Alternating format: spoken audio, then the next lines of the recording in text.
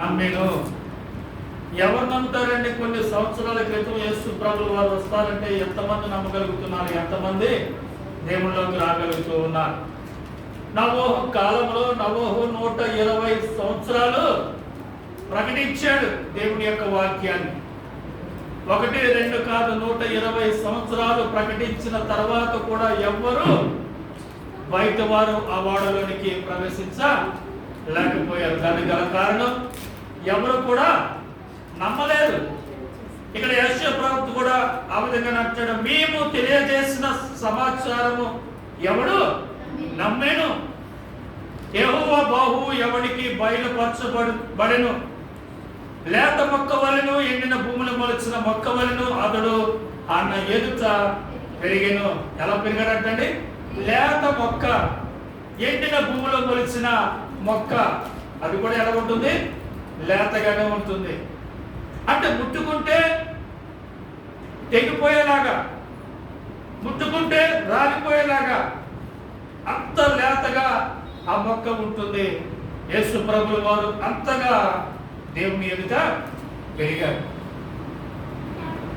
ఆ విధంగా పెరిగిన యేసు ప్రభువు వారు, ఆ విధంగా ఉన్న యేసు ప్రభువు వారు ఏమైపోయారంటే అక్కడ చూడండి, అతడు ఆయన ఎదుట అలా పెరిగాను, అతనికి స్వరూపమైనను సొగసైనను లేదు. ఎలాగైపోయాడంట? లేత మొక్క వలె పెరిగిన యేసు ప్రభువు వారు జీవితం ఏమైపోయిందంట? ఆయనలో స్వరూపమైనను సొగసైనను లేదు. మనం అతన్ని చూచి అపేక్షించినట్లుగా అతని యందు స్వరూపము లేదు. స్వరూపం అంటే అంటే మంచి రూపం అసలు కనబడలేదు. అతను మరి శరీరం అంతా కూడా దెబ్బల చేత, గాయాల చేత, రక్తము చేత ఏమైపోయిందండి? రూపాన్ని కోల్పోయినట్లుగా మనం చూస్తూ ఉన్నాం. ప్రియ సహోదరి సహోదరులు, మనము కూడా దేవుని పోలికగా ఉన్న మనము, దేవుని పోలికగా ఏర్పరచబడిన మనము, దేవుని మాట వినకుండా, దేవుని యొక్క మాట లెక్క చేయకుండా, దేవుని మాటకు అవిధేయత వలన మన యొక్క రూపాన్ని పోగొట్టుకున్నాం. ఎప్పుడంటే ఆదమ కాలములో ఆదాము అవ్వలు చేసిన పాపాన్ని బట్టి. దేవునికి మహిమ కలుగును గాక. హల్లెలూయా. చూడండి, ఎఫెసీయులకు రాసిన పత్రిక 5వ అధ్యాయము 1వ వచనం మనం చూసినట్లయితే, కావున మీరు ప్రియులైన పిల్లల వలె దేవుని పోలి నడుచుకుని, క్రీస్తు మిమ్మును ప్రేమించి పరిమళ వాసనగా ఉండుటకు మన కొరకు తను తాను దేవునికి అర్పణంగాను బలిగాను అర్పించుకొనెను. అలాగుననే మీరును ప్రేమ కలిగి నడుచుకుని. ఏ పోలికలు చెప్పునట్ట? ప్రియులైన పిల్లల వలె దేవుని పోలి నడుచుకుని. దేవుని పోలి మనం నడుచుకోవాలి. అప్పుడు మనం రూపాన్ని మనం పొందుకోగలుగుతాం. ప్రియమైన పిల్లల వలె మనం ఉండగలుగుతాం. ఇక్కడ ఎప్పుడైతే దేవుని మాట వినకుండా పాపంలో పడిపోయారో వారు దేవుని పోలికను పోగొట్టుకున్నారు. అసలు దేవుడు నరుని ఏ విధంగా నిర్మించాడంటే తన పోలిక చొప్పున ఆయన నరుని నిర్మించి ఉన్నాడు. ఆయన పోలికలో ఉన్న మనము పాపాన్ని బట్టి మనం ఏం పైతున్నాం? పోలికను పోగొట్టుకుంటున్నాం. అంటే రూపాన్ని మనము పోగొట్టుకుంటూ ఉన్నాం. ఇక్కడ చూసినట్లయితే యేసు ప్రభువు వారు కూడా తనలో ఏం లేదంట? స్వరూపమైనను సొగసైనను మరి లేదని చెప్పి తెలియపరుస్తున్నట్లుగా మనం చూస్తూ ఉన్నాం. ఆ విధంగా దేవుడు నరగొట్టబడినట్లుగా మనం చూస్తూ ఉన్నాం. 3వ వచనం మనం చూసినట్లయితే, అతడు తృణీకరింపబడిన వాడును, ఆయన మనుషుల వలన విసర్జింపబడిన వాడును, వ్యసనాకాంతుడుగాను, వ్యాధిని అనుభవించిన వాడుగాను, మనుషులు చూడనలవాడుగాను ఉండెను. చాలు. ఇక్కడ చూసినట్లయితే మరి ఇక్కడ యేసు ప్రభువు వారు తృణీకరింపబడిన వాడిగా కనబడుతూ ఉన్నాడు. మనుషులు విసర్జింపబడిన వాడిగా కనబడుతున్నాడు. వ్యసన వ్యసనకాంతుడిగా కనపడుతున్నాడు, వ్యాధిని అనుభవించిన వాడిగా మనకు కనపడుతున్నట్లుగా మనం చూస్తూ ఉన్నాం. దేవునికి మహిమ కలుగును గాక. హల్లెలూయా. అంటే ఏ విధంగా ఉంటూ ఉన్నాడని ఆయన మనుషుల చేత తృణీకరింపబడ్డాడు, మనుషుల చేత మరి విసర్జింపబడ్డాడు. వ్యసనకాంతుడిగా, వేదన అనుభవించుడిగా, మనుషులు చూడనొల్లని వాడిగా ఉండెను. మనుషులు ఎవరు కూడా చూడని వాడిగా ఆయన అయిపోయినట్లుగా మనం చూస్తూ ఉన్నాం. మన అతను తృణీకరింపబడివాడు కనుక మనం అతన్ని ఏం చేయలేదు, ఎన్నిక చేయలేకపోతే. ఇదిగో అంటున్నాడు పిలాతు, మీకు పస్కా పండు దినాన్ని ఒకరు ఖైదీని విడిపించడం ఒక ఆనవాయితీ. ఇదిగో మీకు యేసు కావాలా బరబ్బా కావాలా అని చెప్పేసి అన్నప్పుడు వాళ్ళు ఏమంటున్నారు, యేసు మాకు వద్దు, మాకు బరబ్బానే కావాలని చెప్పేసి అని వారు ఎన్నుకున్నట్లుగా మనం చూస్తున్నాం. ఎవరిని ఎన్నుకున్నారండి? దొంగ అయినా హంతకుడైనా బరబ్బాని వారు ఎన్నుకున్నారు, కానీ మరి యేసు ప్రభుల వారిని వారు ఎన్నుకోలేకపోయారు. మాకు బరబ్బానే కావాలి, యేసు మాకు వద్దని చెప్పినట్లుగా మనం చూస్తున్నాం. అందుకని అంటున్నాడు, అతడు తృణీకరింపబడిన వాడు కనుక మనం అతను ఏం చేసాం, ఎన్నిక చేయలేకపోతే. ఆయన ఎన్నిక మనం చేయలేదు. ఎవరు చేసుకున్నాం ఎన్నిక? గజ దొంగ అయినా హంతకుడైనా బరబ్బాను మనం ఎన్నుకున్నాం, కానీ యేసు ప్రభు మాకు వద్దని చెప్పేసి అందరూ కూడా అక్కడ పలికినట్లుగా మనం చూస్తూ ఉన్నాం. దేవునికి మహిమ కలుగును గాక. కాబట్టి ప్రియ సహోదరి సహోదరులారా, మరి కొన్ని సంవత్సరాల క్రితమే యెషయా ప్రవక్త ఈ విధంగా రాసి ఉన్నాడు. మనం ఆయన ఎన్నుకోలేదు. ఆయన మనము ఎన్నుకోకుండా ఎవరిని ఎన్నుకున్నాం? దొంగని హంతకుడిని మనం ఎన్నుకున్నట్లుగా మనం చూస్తూ ఉన్నాం. తర్వాత మనం చూస్తున్నట్లయితే, నిశ్చయముగా అతడు మన రోగములను భరించెను, మన వ్యసనములను వహించెను, ఆయనను మొత్తబడిన వాడిగాను, దేవుని వల్ల బాధింపబడిన వాడిగాను, శ్రమనందిన వాడిగాను మనం అతన్ని ఎంచితిమే. చూసారా, మన కోసము ఆయన మన రోగములను భరిస్తే, మన కోసము ఆయన మన వ్యసనములను వహిస్తే, ఆయన మొత్తపడిన వాడిగాను, దేవుని చేత బాధింపబడిన వాడిగాను, మన శ్రమనందిన వాడిగాను మనము ఆయన ఏం చేస్తున్నాం, ఎంచుతూ ఉన్నాం. యోబుని మనం చూసినట్లయితే, యోబు శ్రమ పడుతున్నప్పుడు, బాధపడుతున్నప్పుడు, ఇబ్బందులు పడుతూ ఉన్నప్పుడు తన స్నేహితులు ఓదార్చడానికి వచ్చి తర్వాత అతను ఏం చేస్తూ ఉన్నారు, బాధిస్తున్నట్లుగా మనం చూస్తూ ఉన్నాం. నువ్వేదో రహస్య పాపము చేసిన వాడు కాబట్టి దేవుడు నువ్వు చేసిన పాపాన్ని బట్టి దేవుడు నీకు ఈ శిక్ష విధించాడని చెప్పేసి తెలియపరుస్తున్నట్లుగా మనం చూస్తూ ఉన్నాం. దేవునికి మహిమ కలుగును గాక. హల్లెలూయా. కాబట్టి ప్రియ సహోదరి సోదరులారా, యేసు ప్రభువును కూడా మనం కూడా ఆ విధంగానే అంటూ ఉన్నాం. మరి ఆయన దేవుని వల్ల మొత్తబడిన వాడు, దేవుని వల్ల బాధింపబడిన వాడు, శ్రమ నొందిన వాడిగా ఆయన మనం ఎంచుతూ ఉన్నాం. ఇక్కడ యోబు చూసినట్లయితే తన స్నేహితులు అంటున్నారు, రహస్యమందు నువ్వు ఏదో పాపము చేసావు కాబట్టి దేవుడి శిక్ష నీకు ఇచ్చి ఉన్నాడు. దేవుడు ఎటువంటి తప్పు చేయకుండా ఎవరికి ఎటువంటి శిక్షను ఇవ్వడు. నువ్వేదో చేశావని చెప్పేసి యోబుని మరి దేవుని చేత బాధింపబడిన వాడిగా, ఈ దేవుని చేత శ్రమ పొందిన వాడిగా వారు ఎంచినట్లుగా మనం చూస్తున్నాం. ఇక్కడ కూడా యేసు ప్రభుని ఆ విధంగానే ఎంచుతూ ఉన్నారు. దేవుని వల్ల బాధింపబడిన వాడు, దేవుని వల్ల శ్రమ పొందిన వాడు, మరి ఆ విధంగా మనము అతన్ని ఏం చేస్తున్నాం, ఎంచుతూ ఉన్నాం. ఆ తర్వాత మనం చూసినట్లయితే మన అతిక్రమ క్రియలను బట్టి అతడు గాయపరచబడిన, మన దోషములను బట్టి నలగొట్టబడిన, మన సమాధానార్థమైన శిక్ష అతని మీద పడిన, అతడు పొందిన దెబ్బల చేత మనకు స్వస్థత కలుగుతున్నది. చాలు. ఇక్కడ చూసినట్లయితే మన అతిక్రమములను బట్టి అతడు గాయపరచబడిన, మన దోషములను బట్టి నలుగొట్టబడెను. ఎందుకు ఆయన గాయపరచబడ్డాడు? ఎందుకు ఆయన మరి నలగొట్టబడ్డాడంటే మనము చేసిన పాపములను బట్టి, మనము చేసిన దోషములను బట్టి. దేవునికి మహిమ కలుగును గాక. హల్లెలూయా.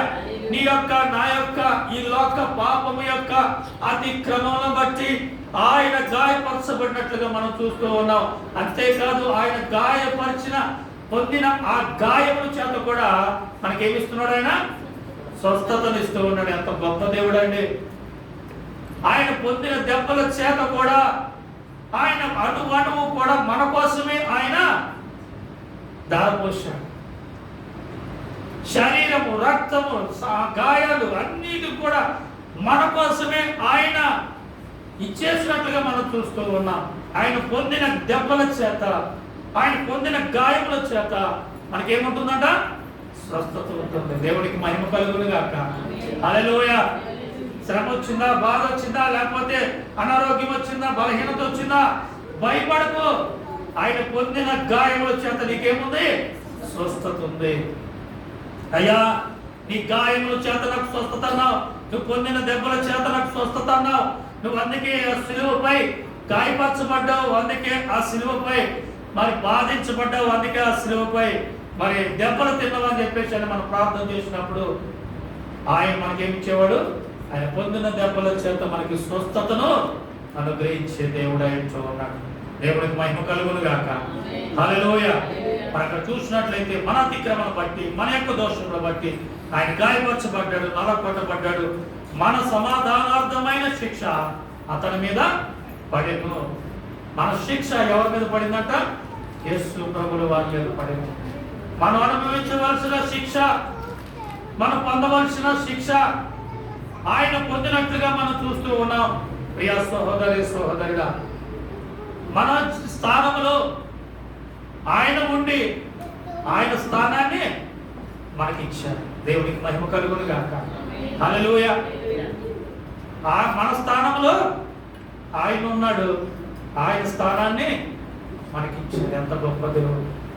ఆయన యొక్క త్యాగాన్ని ఒకసారి జ్ఞాపకం చేసుకుంటే ప్రియ సహోదరి సహోదరుడా, ఆయన మనము జ్ఞాపకులు చెల్లించకుండా ఉండాలి. దేవునికి మహిమ కలుగును గాక. హల్లెలూయా. ఈ లోకంలో ఎవరు తన స్థానాన్ని నీకు ఇస్తారు? ఎవరు నీ కోసం గాయపరచబడతారు? ఎవరు నీ కోసము దెబ్బలు తింటారు? ఎవరు నీ కోసం రక్తం కాస్తారు? ఎవరు నీ కోసం ప్రాణం ఇస్తారు? చూసినట్లయితే కను చూపు మేరలో ఎవరు కూడా మనకి కనపడరు. అటువంటి స్థితిలో దేవుడు మన కోసం ఆయన మన మీదున్న ప్రేమను బట్టి, అందుకే నిన్న ఎఫెసీయులకు రాసిన పత్రిక 5:2 అంటాడు కదా, క్రీస్తు మిమ్ములను ప్రేమించి, చదవండి ఒకసారి. ఎఫెసీయులకు రాసిన పత్రిక 5:2 క్రీస్తు మిమ్ములను ప్రేమించి పరిమళ వాసనగా ఉండుటకు మన కొరకు తన్ను తాను దేవునికి అర్పణముగాను బలిగాను అప్పగించుకొనెను. దేవునికి మహిమ కలుగును గాక. హల్లెలూయా. ఇందులో ఏముంది? ప్రేమ ఉంది. అలాగనే మీరును ఒకరి పట్ల ఒకరు ప్రేమ కలిగి ఉండుడి. ఇక్కడ అంటూ ఉన్నారు కదా, ఇక్కడ చూసినట్లయితే ఇదిగో మన మీద రావాల్సిన సమాధానార్థమైన శిక్ష అతని మీద పడెను. యేసు ప్రభువు వారు మన మీదకి రావాల్సిన శిక్షను తప్పించాడు. మన మీదకి రావాల్సిన శిక్షను తప్పించి మన స్థానంలో తను తాను బలిగా అర్పణముగా ఆయన అర్పించుకోబడినట్లుగా మనం చూస్తూ ఉన్నాం. ఎందును బట్టి ఆయన అర్పించాడంట? క్రీస్తు మన మీద ఉన్న ప్రేమను బట్టి. అంతగా మనలను ప్రేమించాడు ఆయన, అంతగా మనలను ఆయన ప్రేమించాడు కాబట్టి తను తాను అర్పణగా బలిగా అర్పించుకున్నట్టుగా మనం చూస్తూ ఉన్నాం. మనం ఎలా ఉండాలనంట? పరిమళ వాసనగా ఉండటానికి. అంటే అప్పుడు వరకు ఎలా ఉన్నాం మనం? దురాస మరి వాసనతో, దుర్వాసనతో మనము ఉన్నాం. కాబట్టి ప్రియ సహోదరి సహోదరులారా, ఆ దుర్వాసనను మన నుండి తీసివేసి దేవుడు తన అర్పణ ద్వారా, బలి ద్వారా మనకి ఏమిచ్చాడు? పరిమళ వాసన ఇచ్చాడు, సువాసన మనకి ఇచ్చాడు. ఆయన దుర్వాసనగా మారిపోయాడు, మనకి ఏమిచ్చాడు? పరిమళ వాసన దేవుడు మనకి ఇచ్చినట్లుగా మనం చూస్తూ ఉన్నాం. మన పాపముల చేత, మన అపరాధముల చేత మనం దుర్వాసనతో ఉంటే ఆయన పరిశుద్ధ రక్తము చేత మనల్ని కడిగి పరిశుద్ధపరిచి పరిమళ వాసనగా మనల్ని చేసిన దేవుడు అయితూ ఉన్నాడు. అటువంటి దేవుడు ఒకసారి నువ్వు జ్ఞాపకం చేసుకో. ప్రియ సహోదరి సహోదరా, ఎంతగా నిన్ను ప్రేమించాడు. ఇదిగో నువ్వు పరిమళ వాసనగా ఉండాలని, దేవుడికి ఇష్టమైన వాసనగా నువ్వు ఉండాలని, దేవుడికి ఇష్టమైన బిడ్డగా నువ్వు ఉండాలని ఆయన తన్ను తాను అర్పణగా బలిగా అర్పించుకొని ఆ బలి అయిన దేవుడు ఒకసారి నువ్వు జ్ఞాపకం చేసుకోమని ఈ ఉదయకాల సమయంలో దేవుడు నాతో మాట్లాడుతూ ఉన్నాడు. నేను అందుకే వచ్చి ఉన్నానని దేవుడు తెలియపరుస్తూ ఉన్నాడు. మన సమాధానార్థమైన శిక్ష అతని మీద పడెను, అతడు పొందిన దెబ్బల చేత మనకు స్వస్థత కలుగుచున్నది.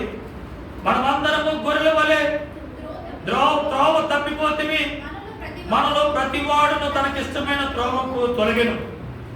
యెహోవా మన అందరి దోషములను అతని మీద మోపెను.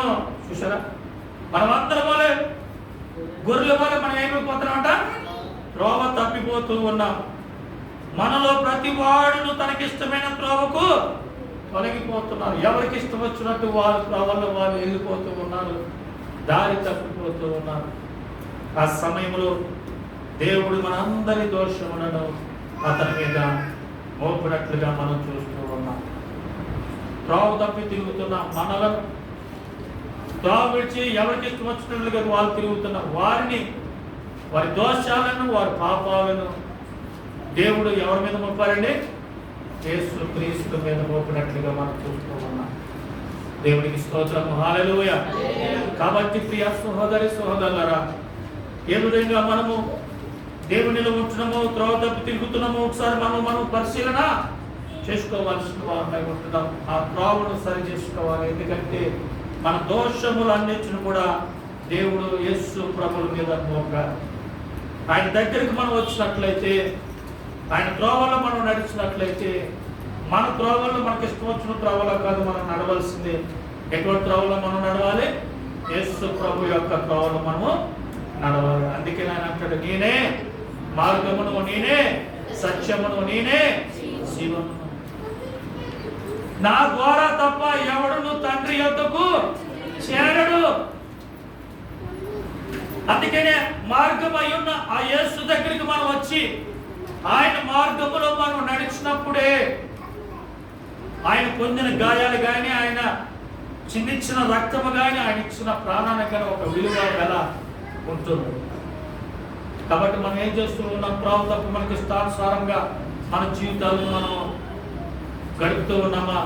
ఒకసారి మనం పరిశీలన చేసుకోవాల్సిన వారమై ఉంటుంది. అందుకే ధర్మంతుడు అంటాడు, నా ప్రాణమా తినుము తాగుము సుఖించుము. కొట్లు నిండా ధనం బాగా పంట పండేసింది, కొట్లు నిండా నింపేశాడు, గదులు నిండా నింపేశాడు, విస్తారంగా పంట పండింది. అప్పుడు అంటున్నాడు, పడుకొని ఏమనుకుంటున్నాడండి? నా ప్రాణమా తినుము తాగుము సుఖించు. దేవుడు అంటున్నాడు, ఓ పిచ్చివాడా, ఈ రాత్రికాల సమయంలో నీ ప్రాణం తీసుకుంటే ఇదంతా ఎవరు అనుభవిస్తారు? మనం అనుకుంటాం, నేను సంపాదించి నేను అనుభవిస్తానని చెప్పేశారు. అనుభవించడం చాలా గొప్ప ధన్యత. అది ఎవరికి దొరుకుతుందంటే దేవుని బిడ్డలకే ఆ ధన్యత దొరుకుతుంది. దేవునికి మహిమ కలుగును గాక. హల్లెలూయా. మన కష్టార్జితాన్ని మనం అనుభవించటం అది గొప్ప ధన్యత. అనుభవించగలుగుతున్నామా? ఒకసారి మనం పరిశీలన చేసుకోవాల్సిన వారమై ఉంటూ ఉన్నాం. ఇక్కడ చూసినట్లయితే మరి తర్వాత 7వ వచనంలో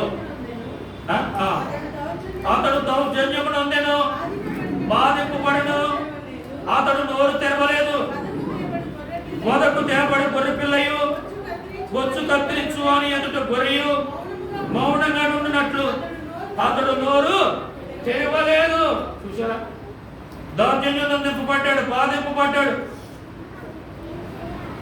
కానీ ఆయన ఎక్కడ కూడా నోరు తెరవలేదు, మౌనంగా ఉన్నాడు. దానికి కూడా కొన్ని ఉదాహరణలు చెప్తూ ఉన్నాడు. ఎట్లా ఉన్నాడు అంటే ఆయన వదకు తేబడి గొర్రె పిల్లయు బొచ్చు కత్తిరించు వాడి ఎదుట గొర్రెయు మౌనంగా ఉన్నట్లు అతడు నోరు తెరవలేదు. ఎంత మౌనంగా ఉన్నాడు, ఎంతగా భరించాడు, ఎంతగా సహించాడు. ఒకసారి మనం పరిశీలన చేసుకోవాల్సిన వారమే ఉంటున్నాం. ఒక్క దెబ్బ కొడితే మనం ఏమంటామండి? ఇష్టం వచ్చినట్టు అరిచేసి గంతులేసేసి పిల్లల్ని చిన్న దెబ్బ కొట్టండి, దూరాన్ని ఇల్లు గదంతా తిరిగేసి గంతులేస్తా ఇంకో దెబ్బకు దొరకకుండా పరిగెడుతూ ఉంటారు. కానీ ప్రియ సహోదరులారా, ఆయన నోరు తెరిచి ఒక్క మాట అంటే దేవుడు ఆయన మాటను త్రోసివేసేవాడు కాదు. అందుకనే ఆయన నోరు తెరవలేదు. మౌనంగా ఆ బాధను, ఆ యొక్క వేదనను, ఆ యొక్క శ్రమను ఆయన సహించినట్లుగా మనం చూస్తూ ఉన్నాం. ఆయన మన మీద ఉన్న ప్రేమను బట్టే ఆయన నోరు తెరవలేదు, బదులు పలకలేదు. ఆయన కొడుతూ ఉంటే సహించాడు, ఆయన బాధిస్తూ ఉంటే వహించాడు, హేళన చేస్తూ ఉంటే మౌనంగా ఉన్నాడు. ఇదిగో మొక్క మీద గుడ్డ వేసి, ఇదిగో పిడి గుద్దులు గుద్ది నిన్ను ఎవరు గుద్దారు, నువ్వు దేవుడు కుమారుడు కదా తెలియపరచమని హేళన చేస్తూ ఉంటే మౌనంగా ఉన్నాడు. ప్రియ సహోదరి సహోదరు,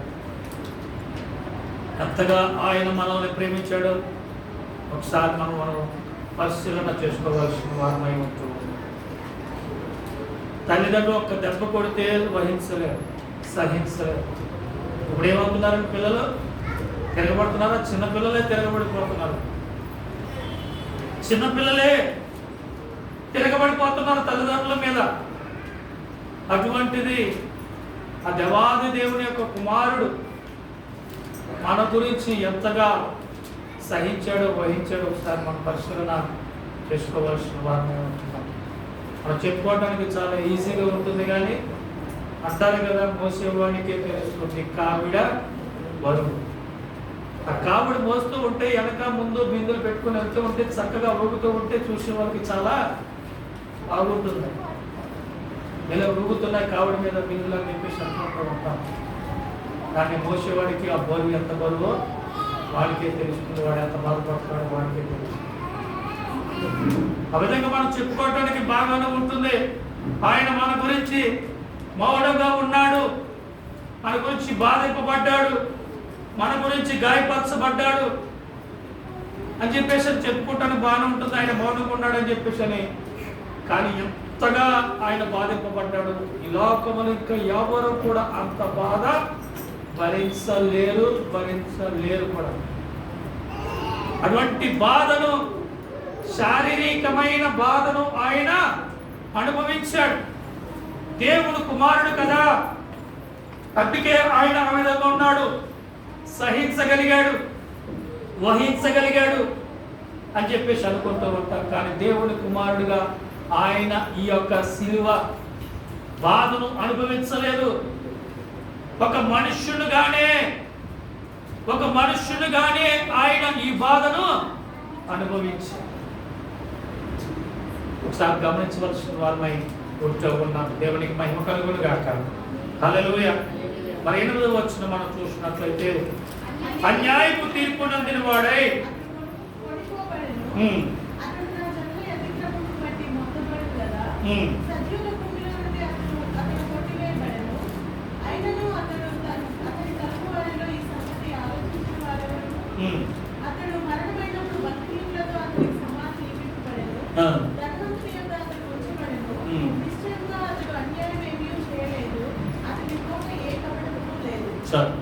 ఇక్కడ చూసినట్లయితే అన్యాయపు తీర్పు తీర్చబడెను, అతడు జనుల అతిక్రమను బట్టి మొత్తబడెను, సజీవుల భూమిలో నుండి అతను కొట్టివేయబడెను. ఆయనను అతని తరములో ఈ సంగతి ఆలోచించిన వారు ఎవరు కూడా ఆయన గురించి ఆలోచించలేదు. ఎన్నుకోమంటే ఎవరిని ఎన్నుకున్నారండి? ఈయన మాకొద్దు, మాకు బరబ్బనే కావాలి. ఎవరు కూడా ఈయన సంగతి ఆలోచించిన వారు మనకు కనబడట్లేదు. అయితే ఆయన మరణమైనప్పుడు భక్తిహీనులతో అతనికి సమాధి నింపబడెను. మరి అక్కడ మనం చూసినట్లయితే ఇద్దరు దొంగలతో కూడా ఆయన సిలువ వేయబడినట్లుగా మనం చూస్తూ ఉన్నాం. ఇప్పుడు పక్కన ఒక దొంగ, ఎడమ పక్క ఒక దొంగ, మనుషులు ఆయన ఉన్నట్లుగా మనకు కనబడుతూ ఉంది. తర్వాత ధనవంతుని అతన్ని ముంచబడిన నిశ్చయవాదులు అన్యాయమేమీ చేయలేదు, అతని నోట ఏ కపటమును లేదు. అన్యాయము చేయకుండా అన్యాయమైన తీర్పు ఆయన తీర్చబడ్డాడు. అతని నోటిలో ఎటువంటి కపటము లేకపోయేటప్పటికీ ఆయన శిక్ష అనుభవించాడు. అందుకని పిలాతు అంటాడు కదా, ఏమంటాడంటే ఇతనిలో ఏ దోషము నాకు కనబడట్లేదు. ఎందుకని చెప్తున్న మాట, తన భార్య అతనికి వర్తమానము పంపింది. అయ్యా ఇదిగో నేను ఒక దర్శనము నేను చూసి ఉన్నాను, ఆ నీతిమంతుడి జోలికి నీవు వెళ్ళవద్దు అని చెప్పి వర్తమానం పంపించినప్పుడు ఎంతగా తప్పించాలని ప్రయత్నం చేశాడు. నీతిమంతుడు కదా, ఉంటుంది న్యాయమూర్తికి. నీతిమంతుడు ఒక మరి శిక్ష అనుభవించకూడదనే మన న్యాయస్థానంలో శిక్షలను చాలా పరిశీలన చేసి కొన్ని సంవత్సరాలు మరి కేసులు నడుస్తూ ఉండటానికి గల కారణం ఒక నీతిమంతుడు కూడా శిక్ష అనుభవించకూడదు. మరి పిలాతు చాలా ప్రయత్నం చేశాడు ఈ నీతిమంతుడు ఏ విధంగా తప్పించాలని, కానీ తప్పించలేకపోయింది.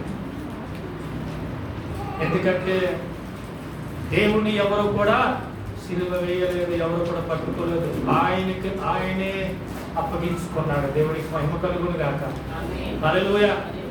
ఇస్కరియోతు యూదా ముద్దు పెట్టుకున్నప్పుడు ఆయన అప్పగించడానికి వచ్చి, నువ్వు వచ్చిన పని ఏంటో నీవు కానీ అని చెప్పేసి మాట్లాడుతూ ఆయనకు తెలుసు ఇస్కరియోతు యూదా ఎందుకు అతని దగ్గరికి రాత్రికాల సమయంలో వచ్చాడు, ఎందుకు ముద్దు పెట్టుకున్నాడు ఆయనకు తెలుసు. నువ్వు వచ్చిన పని కానీ అంటున్నాడు. అంటే తను తాను ఆయన ఏం చేసుకున్నాడు, అర్పించుకున్నాడు. ఆయన పట్టుకోవాలంటే ఎవరి తరము కాదు, కానీ ఆయన తను తానే ఆయన అప్పగించుకున్నట్లుగా మనం చూస్తూ ఉన్నాం. కాబట్టి ప్రియ సోదరి సోదరుడా, ఆయన ఎటువంటి అన్యాయం చేయనప్పటికీ మరి అన్యాయమైన తీర్పు తీర్చబడి ఆయన శిలువ మరణానికి అప్పగింపబడినట్లుగా మనం చూస్తూ ఉన్నాం. ఇదిగో మీకు ఎవరు కావాలన్నప్పుడు బరబ్బను కోరుకున్నారు. మరి ఈయన ఏం చేయాలని చెప్పేసి అంటే ఈయన శిలువ వేయమని కేకలు వేసినట్లుగా మనం చూస్తూ ఉన్నాం. ప్రియ సోదరి సోదరుడా, శిలువ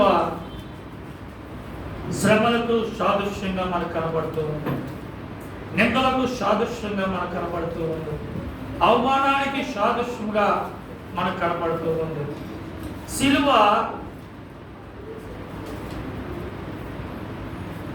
మరి యేసుని వారి యొక్క గురించి ఆ శిలువపై రాయటం జరుగుతూ ఉంటుంది. మరి మత్తయి రాసిన సువార్త 27వ అధ్యాయము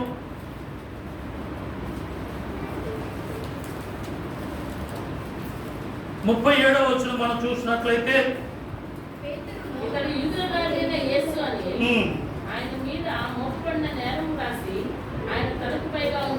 ఎక్కడ వచ్చారంటే అండి ఆ శిలువపై ఎప్పుడైనా చూసారా? ఆ శిలువపై ఏముంటుంది? యూదుల రాజు అని చెప్పేసి రాయబడినట్లుగా మనం చూస్తూ ఉన్నాం.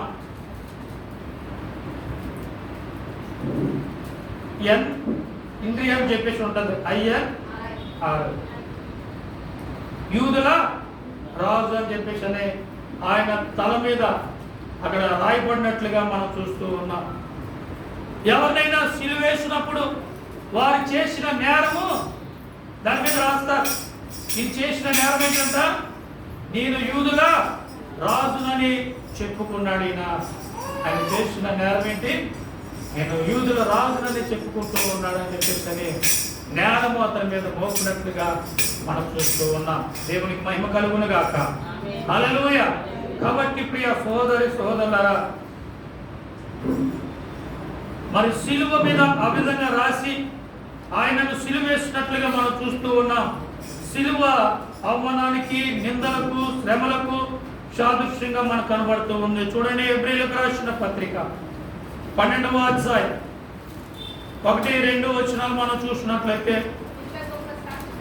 ఇంత గొప్ప సాక్షి సమూహము మేఘము వలె మనలను ఆవరించి ఉన్నందున మనము కూడా ప్రతి భారమును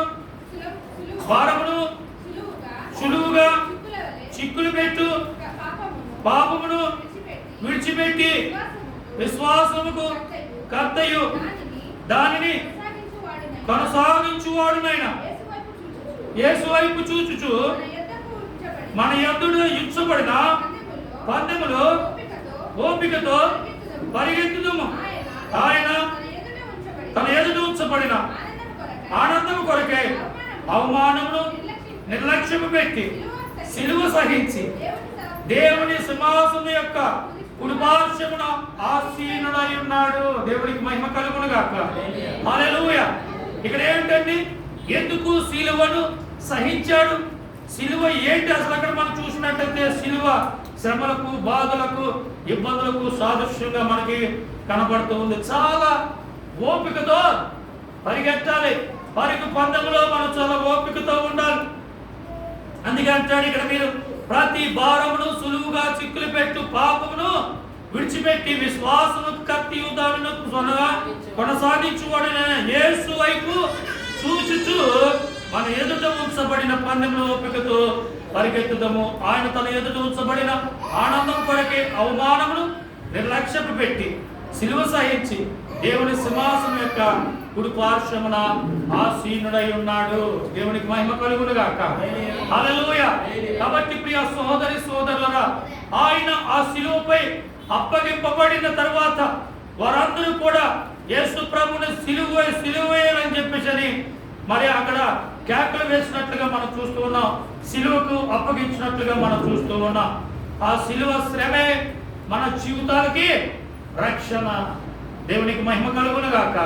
హల్లెలూయా. ఆయన యొక్క మరణం వల్ల, ఆయన యొక్క సిలువ మరణము ద్వారా మనకు కలిగే మరి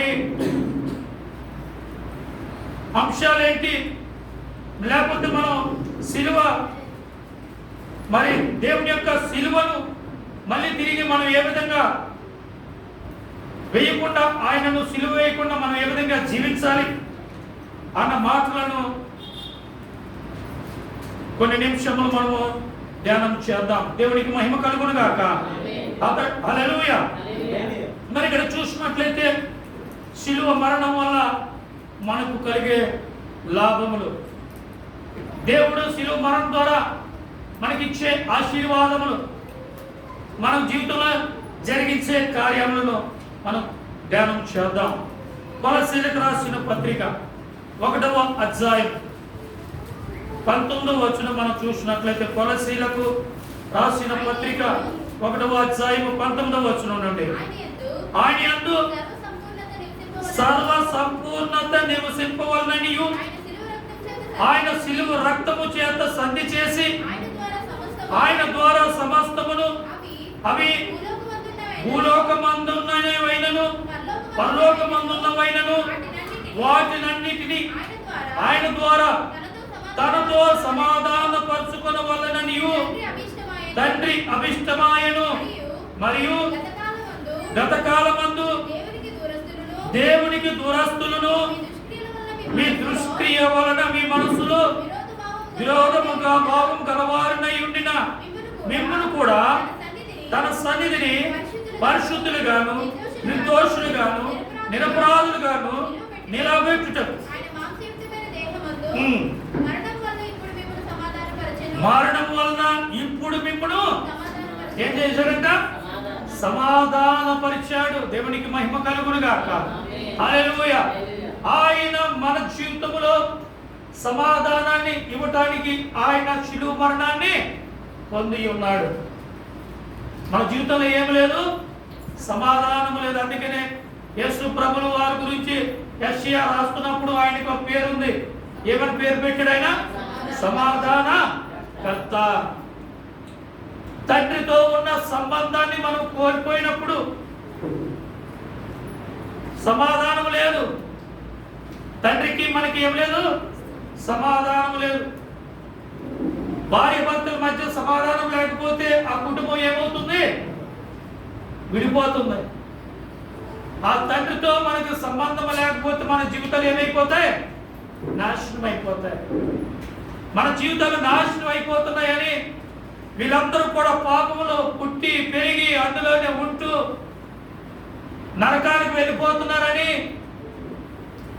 ఆ తండ్రితో ఉన్న సంబంధాన్ని తిరిగి మళ్ళీ కలపాలనే ఉద్దేశంతో ఆయన యొక్క శిలువ మరణం ద్వారా ఆ తండ్రిని మళ్ళీ మళ్ళీ ఏం చేశాడని సమాధానాన్ని కలిపి సంబంధాన్ని కలిపినట్లుగా మనం చూస్తూ ఉన్నాం. ఎందుకంటే ఆ క్రీస్తు ద్వారానే తండ్రితో ఉన్న సంబంధాన్ని తిరిగి మనం పొందుకోగలిగాం. లేకపోతే అప్పటి వరకు తన జనులతోటి తండ్రి మాట్లాడటం మానేశాడు. ఎందుకంటే వీరు వినరు, వీరు పుట్టుకతోటి మనసు వస్తే వీళ్ళు పాపంలోనే పుట్టారు, పాపంలోనే పెరుగుతారు. వీళ్ళ మనసు అంతా కూడా ఎప్పుడు కూడా వీళ్ళ ఆలోచన అంతా కూడా చెడ్డదని చెప్పేసి దేవుడు అనుకొని తన బిడ్డలతో మాట్లాడటం మానేశాడు. అదే పాత నిబంధన గ్రంథం నుంచి కొత్త నిబంధన గ్రంథంలో ఉన్న సైలెంట్ పీరియడ్ 400 సంవత్సరాలు. ప్రియ సహోదరి సహోదరుడా, ఇట్లా ఉంటే వీళ్ళు ఏమైపోతున్నారు, వీళ్ళందరూ కూడా పాడైపోతూ ఉన్నారు, నరకానికి వెళ్ళిపోతూ ఉన్నారు. అలా కాదని చెప్పేసి ఆయన యొక్క శిలువ మరణము ద్వారా తండ్రితో కోల్పోయిన సంబంధాన్ని తిరిగి ఆయన ఏం చేశాడండి, కట్టాడు. భర్తల మధ్య సమాధానం లేక వాళ్ళు విడిపోవడానికి సిద్ధపడితే ఎవరో ఒకరు మధ్యవర్తులు వచ్చి ఏం చేస్తారు, సమాధానం పరిచి వారిని కలపడానికి చూస్తారు. కోర్టులైనా కానీ పెద్దలైనా కానీ ఎవరైనా కానీ. ఆ విధంగా యేసు ప్రభుల వారు తండ్రితో మనకి సమాధానాన్ని కలగజేసి మళ్ళీ తిరిగి ఆయనతో మనని కట్టాడు. ఆయనతో ఉన్న సంబంధాన్ని మళ్ళీ మనకి కలిపాడు. దేవునికి మహిమ కలుగునుగా. హల్లెలూయా. ఎప్పుడైతే ఆ శిలువ రక్తములో నీ పాపాలను కడుక్కుంటామో అప్పుడు తండ్రి నీతోటి సమాధానం కలిగి ఉంటాడు. దేవుడితో నువ్వు కూడా సమాధానం కలిగి ఉంటావు, సంబంధం కలిగి జీవించాలి. దేవుడికి మహిమ కలుగును గాక. హల్లెలూయా. కాబట్టి ఆ శిలువ యొక్క మరణము ఊరికే ఆయన శిలువ మరణము పొందలేదు. నీ యొక్క దోషాలను బట్టి, నా యొక్క దోషాలను బట్టి, ఈ లోకంలో ఉన్న ప్రతి ఒక్కరి దోషాలను బట్టి ఆయన శిలువ మరణం పొందాడు. ప్రతి ఒక్కరు కూడా దేవుడితో సంబంధాన్ని కోల్పోయారు. ఆ సంబంధాన్ని కట్టి సమాధానపరచడానికి దేవుడు మరి ఈ లోకానికి వచ్చి శిలువ మరణము పొందినట్లుగా మనం చూస్తూ ఉన్నాం. దేవునికి మహిమ కలుగును గాక. హల్లెలూయా. రెండవదిగా మనం చూసినట్లయితే గలతీయులకు రాసిన పత్రిక 3వ అధ్యాయం 10వ వచనం నుంచి కొన్ని మాటలు మనం ధ్యానం చేసుకుందాం. ధర్మశాస్త్రము విధించిన క్రియలకు సంబంధులందరూ శాపములకు లోనై ఉన్నారు. ఎందుకనగా ధర్మశాస్త్ర గ్రంథమందు వ్రాయబడిన విధులన్నీ చేయండి అందు నిలకడగా ఉండని ప్రతి వాడును శాపగ్రస్తుడు అని వ్రాయబడి ఉంది. ధర్మశాస్త్రము చేత ఎవడును దేవుని ఎదుట నీతిమంతులను తీర్చబడను సంగతి స్పష్టమే. ఎలాగనగా నీతిమంతుడు విశ్వాస మూలంగా జీవించును. ధర్మశాస్త్ర విశ్వాస సంబంధమైనది కాదు గాని దాని విధులను అనుసరించి వాడు వాటి వల్లనే జీవించును. ఆత్మను కూర్చిన వాగ్దానమును విశ్వాసం వలన మనకు లభించినట్లు అబ్రహాము పొందిన ఆశీర్వాదము క్రీస్తు యేసు ద్వారా అన్ని జనులు కలుగుటకై క్రీస్తు మన కోసము శాపమై మనలను ధర్మశాస్త్రము యొక్క శాపము నుండి విమోచించెను. ఇందును గుర్చే రాణి మీద వేలాడిన ప్రతి వాడును శాపగ్రస్తుడని వ్రాయబడెను. మాను మీద వేలాడిన ప్రతి ఒక్కడు కూడా ఎవరంట, శాపగ్రస్తుడు. ఎందుకని శాపగ్రస్తుడని రాయబడిందంటే, ఎందుకని ఆయన మాను మీద వేలాడవలసి వచ్చిందంటే, ఎందుకు ఆ శిలువపై ఆయన మరణం పొందవలసి వచ్చిందంటే నీ మీద నా మీద ఉన్న ఆ శాపాన్ని ఆయన కొట్టివేయడానికి, నీ మీద ఉన్న శాపాన్ని ఆయన తీసివేయడానికి, ధర్మశాస్త్రం వల్ల వచ్చిన శాపము, ధర్మశాస్త్రాన్ని అనుసరించి నడుచుకోవడం చాలా కష్టము, చాలా కష్టతరమైనది. దానిని కొట్టివేయటానికే యేసు ప్రభువు వారు ఈ లోకానికి వచ్చినట్లుగా మనం చూస్తున్నాం. ఎందుకంటే దాన్ని అలా అనుసరించలేకపోతూ ఉన్నారు. దానివల్ల వారు పాపంలో పడిపోతూ ఉన్నారు. చాలా కష్టంలో ఇది అనుసరించడం అంటే వచ్చినప్పుడు ఆ ధర్మశాస్త్రం బట్టి వీళ్ళందరూ కూడా ఏ విధంగా అయిపోయారు? శాపగ్రస్తులు అయిపోతూ ఉన్నారు. జనులందరూ కూడా ధర్మశాస్త్రం బట్టి శాపగ్రస్తులు అయిపోతూ ఉంటే ఆయన శిలువ రక్తం ద్వారా వారి మీద వేలాడు ప్రతి ఒక్కరు శాపగ్రస్తుడిగా ఉంటాడని చెప్పేసి అన్నప్పుడు ఆయన శిలువపై శాపగ్రస్తుడిగా మారి మన యొక్క శాపాన్ని ఆయన కొట్టివేశాడు. ధర్మశాస్త్రం ద్వారా రావాల్సిన శిక్ష, ఆ శాపము మన మీదకి రాకుండా ఆ శాపాన్ని ఆయన అనుభవించాడు. మొట్టమొదటిగా దేవుడు మన జీవితంలో సమాధానాన్ని ఇవ్వడానికి ఆ శిలువపై మరణించినట్లుగా మనం చూస్తూ ఉన్నాం. ఆ మానుపై రెండవదిగా ఆయన ఎందుకు వేలాడాడంటే, మాను మీద వేలాడు ప్రతి ఒక్కరు కూడా శాపగ్రస్తులు. మన మీదకి వచ్చిన ఆ శాపాన్ని ఆయన మీద వేసుకొని ఆ మాను మీద వేలాడి మనకి రావాల్సిన శాపాన్ని ఆయన తీసివేసి ఆయన శాపగ్రస్తుడుగా మారినట్లుగా మనం చూస్తూ ఉన్నాం. దేవునికి మహిమ కలుగునుగా. హల్లెలూయా. ఆయన అందుకనే ఆ శిలువ మరణాన్ని పొందినట్లుగా మనం చూస్తూ ఉన్నాం. మూడవదిగా మనం చూసినట్లయితే ఎఫెసీయులకు రాసిన పత్రిక 2వ అధ్యాయం 4-5 వచనాలు మనం ధ్యానం చేస్తున్నాం. ఆయనను దేవుడు కరుణా సంపూర్ణుడై ఉండి మనము మన అపరాధముల చేత చచ్చిన వారమై ఉన్నప్పుడు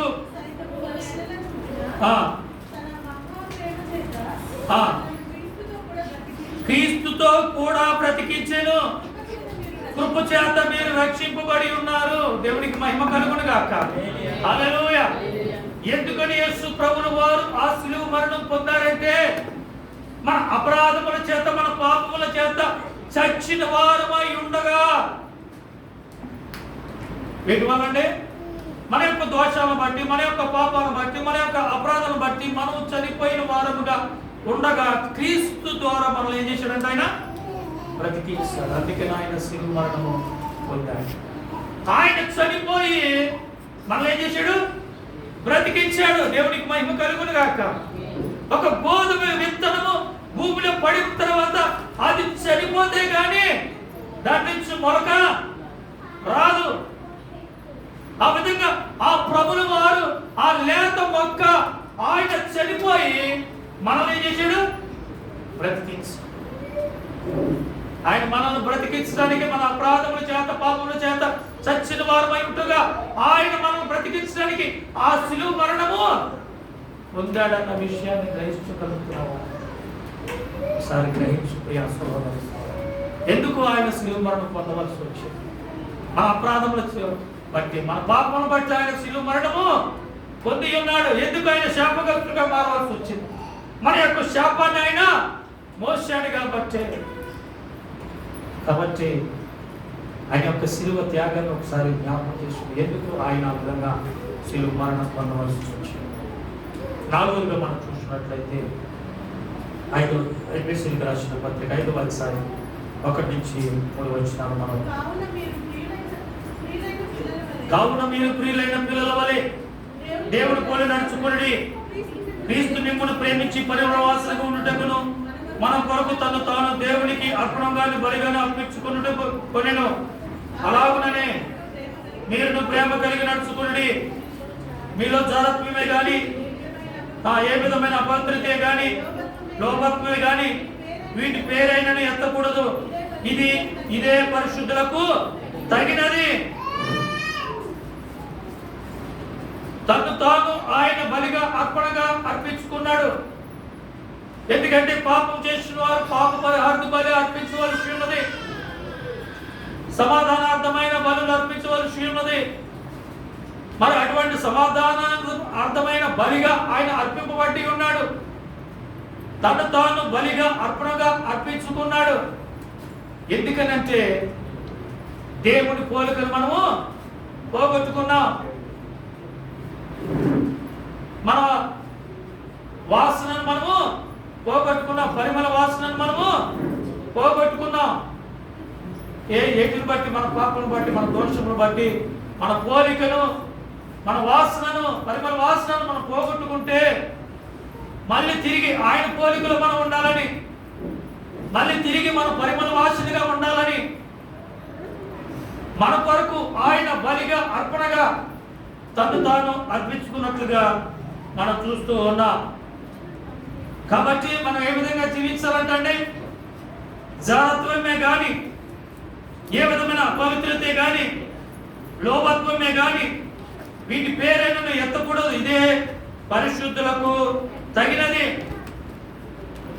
యేసు ప్రభుల వారు ఇదిగో ఈ జారత్వంలో, అపవిత్రతతో, లోభత్వంతో మనం జీవిస్తూ ఉన్నప్పుడు ఆయన బలిగా అర్పణగా అర్పింపబడి వీటన్నిటి నుంచి కూడా, ఈ దోషములన్నిటి నుంచి కూడా మనల్ని విముక్తినిగా చేసి పరిశుద్ధ పరిచి ఉన్నాడు. ఇది పరిశుద్ధులకు తగదు. మనం ఈ మాటలు కానీ, ఈ క్రియలు కానీ మన జీవితంలో ఉండకూడదు. ఎవరైతే యేసు ప్రభు యొక్క ఆ పరిశుద్ధ రక్తములు తమ పాపాలను కడుక్కుంటారో వారు పరిశుద్ధ పరచబడతారు. వారు ఏ విధంగా ఉండాలంట, ఈ మాటలు దేన్ని కూడా మన నోటి వెంట రాకూడదు, మనము చేయకూడదు, మనకి తగనది అని చెప్పేసి అని పరిశుద్ధ లేఖనము తెలియపరుస్తూ ఉంది. మరి ఎందుకని దేవుడు బలిగా అర్పణగా ఈ లోకానికి వచ్చి అర్పింపబడ్డాడంటే దేవుని పోలికను మన పాపను బట్టి మనం పోగొట్టుకున్నాం. దేవుని మనకున్న పరిమళ వాసనను మనం పోగొట్టుకున్నాం. అంటే దేవునితో ఉన్న సంబంధాన్ని మనం పోగొట్టుకున్నప్పుడు ఇది మళ్ళీ తన రూపునే ఆయన పరిశుద్ధ రక్తము ద్వారా మనకి ఇచ్చున్నాడు. ఆయనలో ఏం లేదండి, స్వరూపమైనను సొగసైనను లేదు. ఎందుకు ఆ విధంగా మారాడు? నీకు మంచి రూపు ఇవ్వటానికి, నీ పరిమళ వాసనగా ఉండటానికి ఆయన రూపం లేకుండా అయిపోయాడు, సొగసు లేకుండా అయిపోయాడు. గమనించగలుగుతున్నావా? ఆలోచించగలుగుతున్నావా? ఆయన ఎందుకు శిలువ మరణము పొందాడని చెప్పేసి ఒకసారి జ్ఞాపకం చేసుకో ప్రియా సహోదరి సోదరుడు. కాబట్టి మరి దేవుడు మన జీవితంలో సమాధానాన్ని ఇవ్వడానికి లోకానికి వచ్చాడు. దేవుడు మనల్ని శాపం నుంచి విమోచించడానికి లోకానికి వచ్చాడు. పాపముల చేత, అపరాధముల చేత చచ్చిన వారమే ఉండగా బ్రతికించడానికి లోకానికి ఆయన వచ్చి ఉన్నాడు. మనం ఆయన పోలికను, ఆయన రూపాన్ని పోగొట్టుకొని మనకున్న వాసనని పోగొట్టుకున్నప్పుడు మన పరిమళ వాసన ఇవ్వడానికి, ఒక దేవుడి పోలిక మనం ఉండటానికి ఆయన శిలువ మరణం పొందాలనే విషయాన్ని గ్రహించినట్లయితే ఒకసారి పరిశీలన చేసి ఏ విధంగా నువ్వు జీవిస్తున్నావు, ఏ విధంగా ఉంటున్నావు ఒకసారి పరిశీలన చేసుకోమని యువరకాల సమయంలో దేవుడు మాతో మాట్లాడుతుంది. దేవుడికి మహిమ కలుగును గాక. హల్లెలూయా. కాబట్టి ప్రియ సహోదరి సోదరులు, మనము చేయవలసిన, సిలువ వేయవలసిన అంశాలు మూడు చిన్న జ్ఞాపకం చేసుకొని నా మాటలు నేను ముగిస్తాను. ఆయన సిలువపై శాపాన్ని సహించాడు, అపరాధములను సహించాడు, మరి ఆ విధంగా తన బాధను సహించాడు. అయితే మనకు కొన్ని సిలువ వేయవలసిన అంశాలు మనకు కనబడుతూ ఉన్నాయి. అవి ఏంటంటే మూడు విషయాలు నేను చెప్పిన మాటలు నేను ముగిస్తాను. ఆ తర్వాత మనము 7 మాటల ధ్యానంలోనికి మనం వెళ్దాం. దేవుడికి మహిమ కలుగును గాక. హల్లెలూయా. చూడండి గలతీయులకు రాసిన పత్రిక 5:24.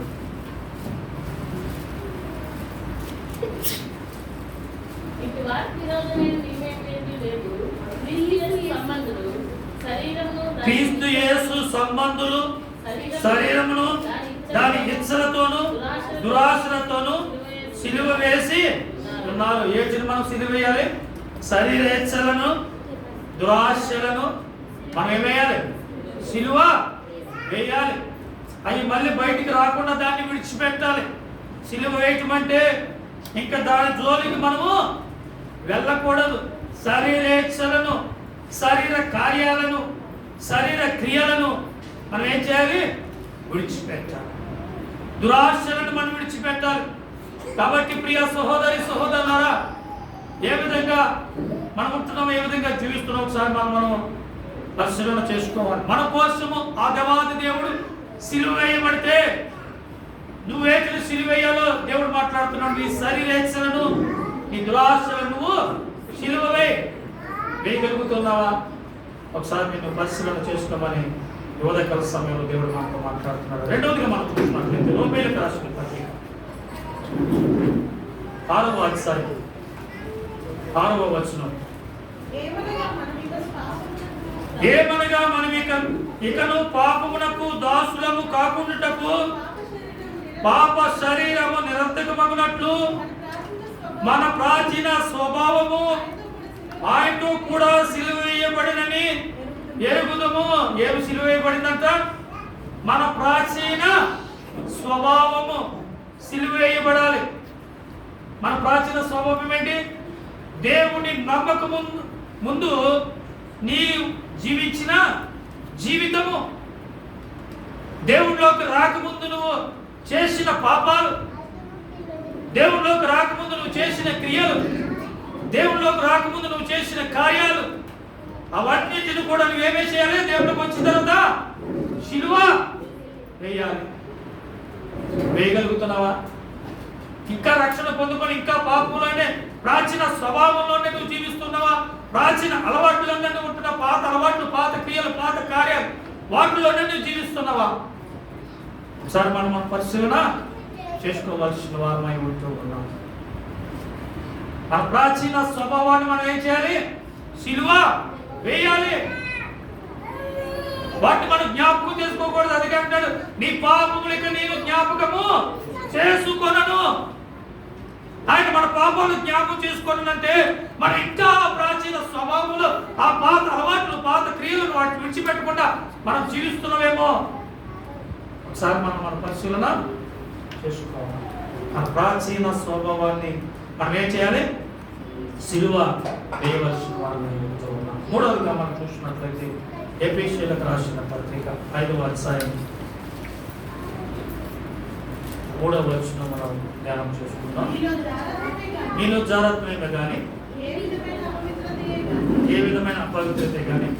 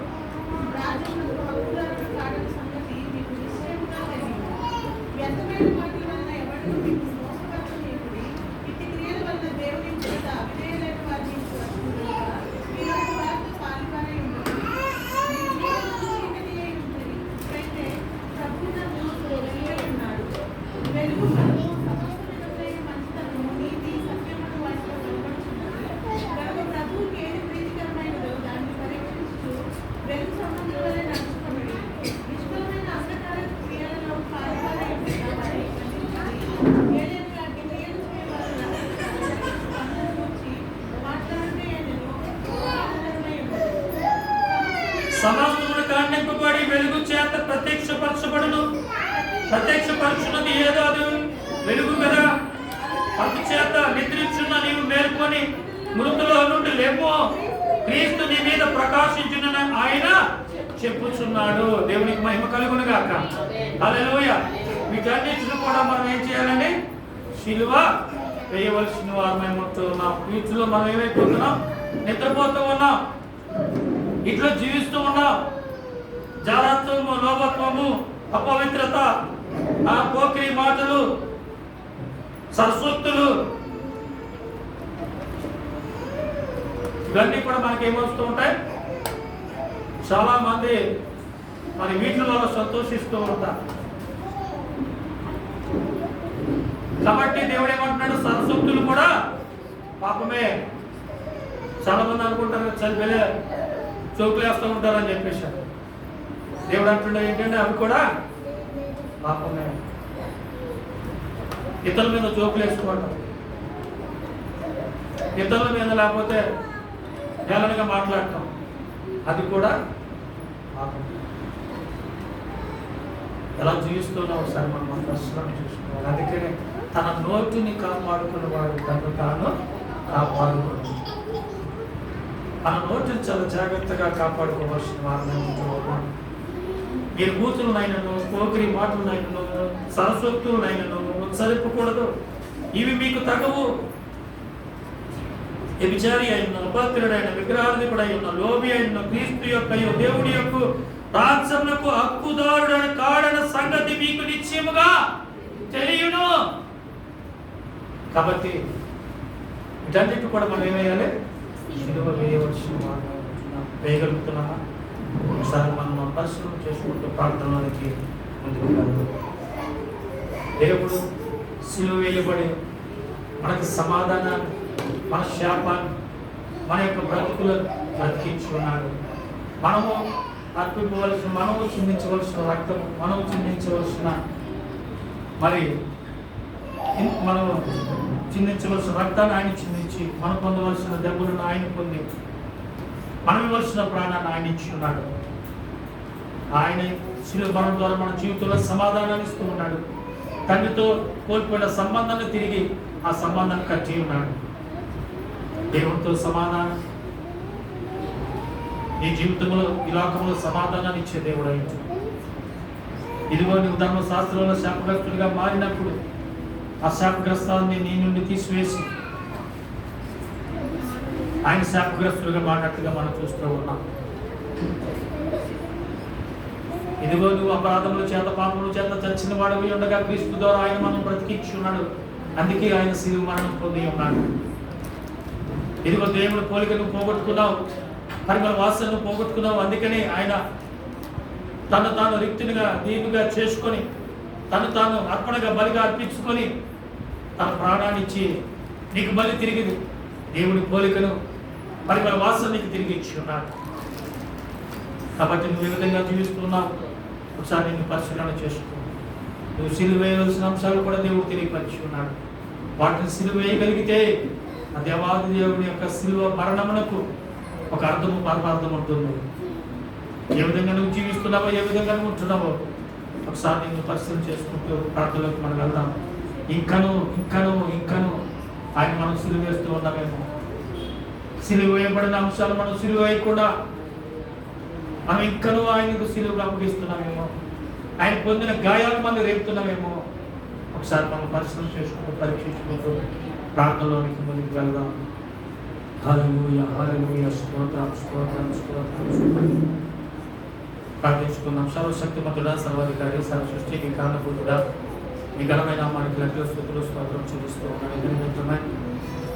భాషను వస్తూ ఉన్న ఎరిగిన దేవుడు నాకు వరకు మరణాన్ని కూడా సజీవంగా కాచి కాపాడి భద్రపరిచినందుకు నీకు వందనాలు, స్తోత్రం చూపిస్తూ ఉన్నాను. వాక్యం ద్వారా అందరితో కూడా మాట్లాడేందుకు అప్పుడు ఆయన కొన్ని వందల సంవత్సరాల క్రితం యెషయా ప్రవక్త ప్రవచించినట్లుగా ఇదిగోనైనా నిన్ను సిలువకు వెయ్యమని, మరి నిన్ను సిలువకు అప్పగించామని ఆయన నీకు వందనాలు, స్తోత్రం.